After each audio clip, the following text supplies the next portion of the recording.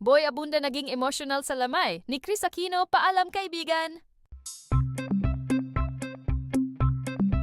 Naging emotional si Boy Abunda habang tinatalakay ang kumakalat na balitang di umano'y wala na si Chris Aquino, na ikinabahala ng maraming netizens at taga-suporta ng Queen of All Media. Sa isang panayam, hindi napigilan ni Boy ang kanyang damdamin at maring itinanggi ang naturang balita.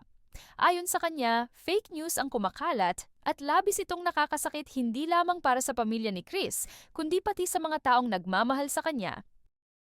Ipinaliwanag ni Boy na patuloy pa ring lumalaban si Chris sa kanyang karamdaman at may mga update mula sa mga taong malalapit sa kanya.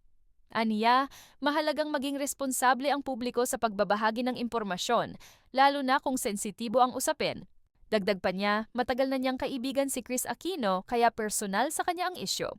Masakit daw makita na ginagamit ang pangalan ng isang taong may pinagdaraanan para lamang sa atensyon o views online. Hinimok din ni Boy Abunda ang publiko na huwag basta maniwala sa mga post na walang malinaw at opisyal na pinanggagalingan. Paalala niya, may malaking epekto ang maling balita sa mental at emosyonal na kalagayan ng pamilya ng sangkot. Samantala, maraming netizens ang nagpahayag ng suporta kay Chris at nagpasalamat kay Boy sa paglilinaw ng isyu.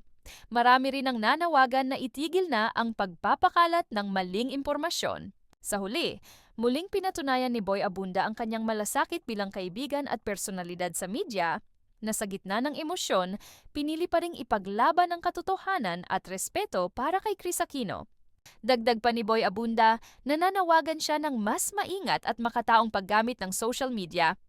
Ayon sa kanya, hindi biro ang epekto ng ganitong balita, lalo na sa mga mahal sa buhay ni Chris na patuloy na umaasa at nagdarasal para sa kanyang paggaling.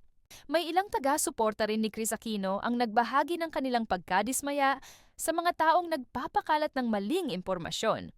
Para sa kanila, mas mainam na maghatid ng dasal at positibong mensahe kaysa mag-ambag sa takot at kalituhan.